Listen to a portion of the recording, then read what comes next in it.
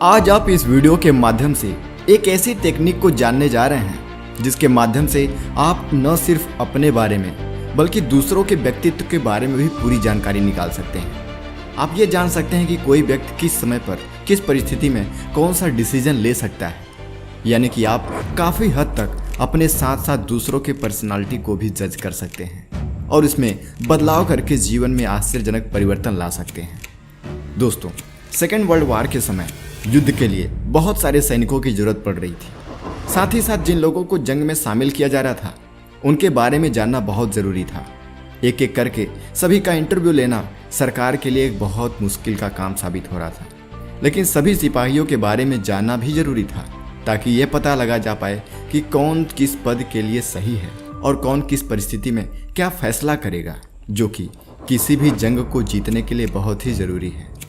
कोई एक कमज़ोर दिमाग वाला सिपाही युद्ध का रुख पूरी तरीके से बदल सकता था, हालात को और गंभीर बना सकता था।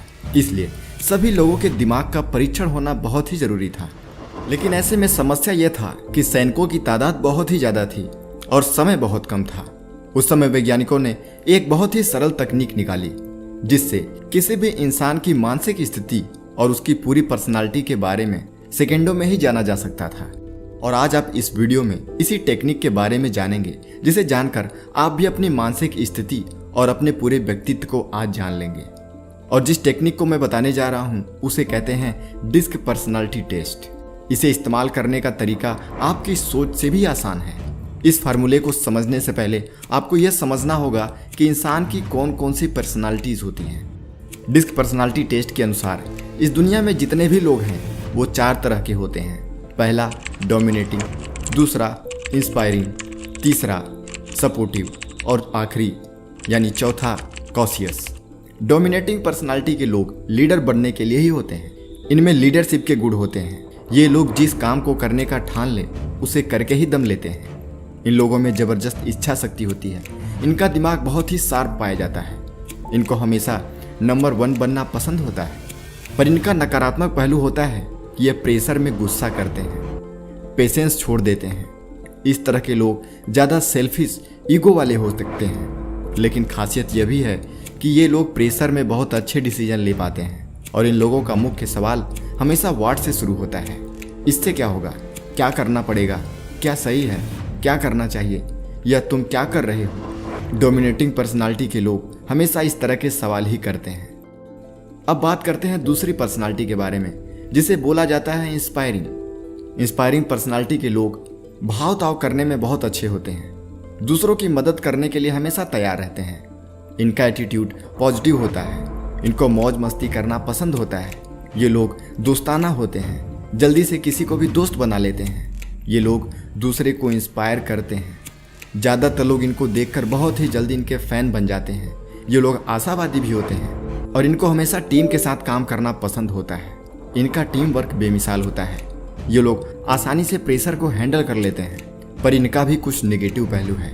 ये लोग दिल से फैसला लेते हैं और भावनाओं में बह जाते हैं और जल्दी ही डिस्ट्रैक्ट भी हो जाते हैं। कभी लगता है ये करूं, कभी लगता है वो करूं, ये इसमें उलझ जाते हैं। इनके अधिकतर सवाल हु से शुरू होता है। हु यानी कौन, कौन करेगा, इस काम में कौन साथ देगा, कौन देखेगा, इस काम में कौन मेरा पार्टनर बनेगा। यह सारी बातें इनके दिमाग में आती रहती हैं। अब बारी है सपोर्टिव पर्सनालिटी के बारे में। सपोर्टिव पर्सनालिटी के लोग सभी को साथ लेकर चलना चाहते हैं। ये अधिकतर अपने काम से काम रखते हैं। अगर पूछा जाए तो ही जवाब देते हैं। ये लोग हमेशा अपनी फैमिली और कंपनी के लिए ईमानदार होते हैं। इन लोगों में सेक्रीफाइस करने की ताकत होती है, लेकिन ये लोग प्रेशर नहीं झेल पाते। ये हमेशा परेशानी में सोचते हैं, अब क्या करूं, व्हाट टू डू नाउ। और इनका सवाल हमेशा हाउ से शुरू होता है। इस काम को कैसे करना है, उसे कैसे बताना है, वहाँ कैसे जाना है, कैसे बात करूं, एक्सेट्रा एक्सेट्रा। अब बारी है आखिरी पर्सनालिटी, जिसको कहते हैं कॉन्शियस पर्सनालिटी। ये लोग हमेशा सतर्क, सावधान रहते हैं। ये लोग अपने काम में हमेशा क्वालिटी, परफेक्शन ढूंढते हैं। किसी भी काम को बेहतर से बेहतर बनाने की कोशिश में लगे रहते हैं। ये अपने काम में एक्सपर्ट भी होते हैं।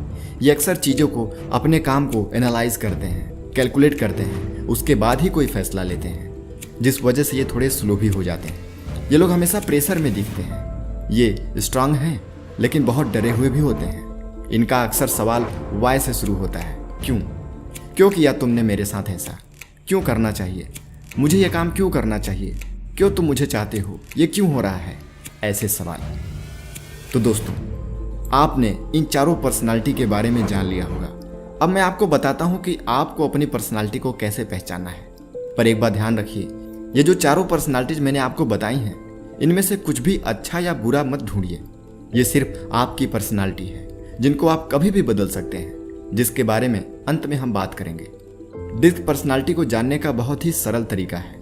आपको 2 सवालों के जवाब देने हैं, ईमानदारी से दीजिएगा। पहला सवाल, आप एक आउटगोइंग पर्सन हैं या एक रिजर्व पर्सन हैं? आउटगोइंग यानी कि आपको बाहर जाना पसंद है। इस तरह के लोग बाहर जाना, बाहर काम करना, ये सब चीज़ें पसंद करते हैं। बाहर की जितनी भी एक्टिविटीज़ हैं वो इन लोगों को बहुत ही अच्छी लगती हैं। ये लोग सबसे पहले बाहर जाने का कोई प्लान बनाते हैं, उसके बाद दूसरे लोग इनके प्लान में शामिल हो जाते हैं। मेन प्लानिंग हमेशा इनसे ही शुरू होती है।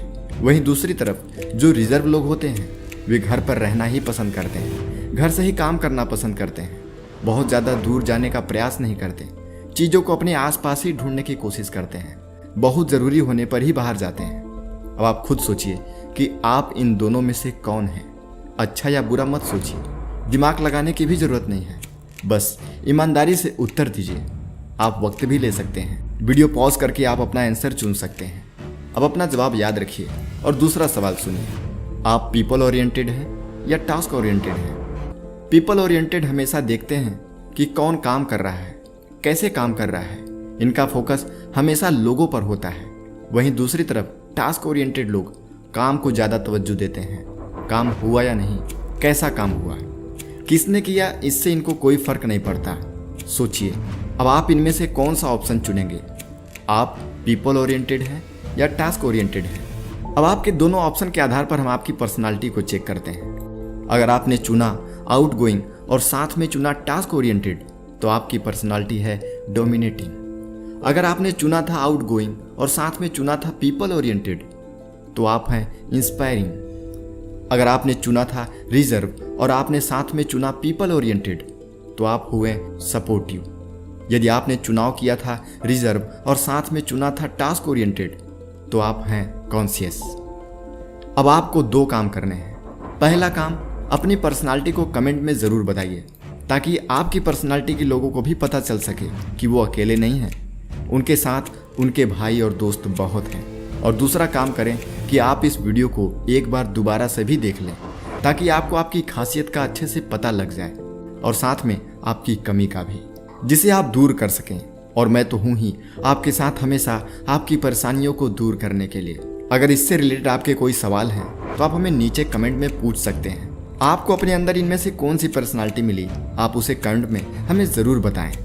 और हाँ, इस जानकारी को अपने तक सीमित मत रखिए, अपने दोस्तों के साथ जितने भी ज़रूरतमंद लोग हैं जिनको इस वीडियो की आवश्यकता है, वहाँ तक इसको शेयर ज़रूर करिए, वहाँ तक इसको पहुँचाइए।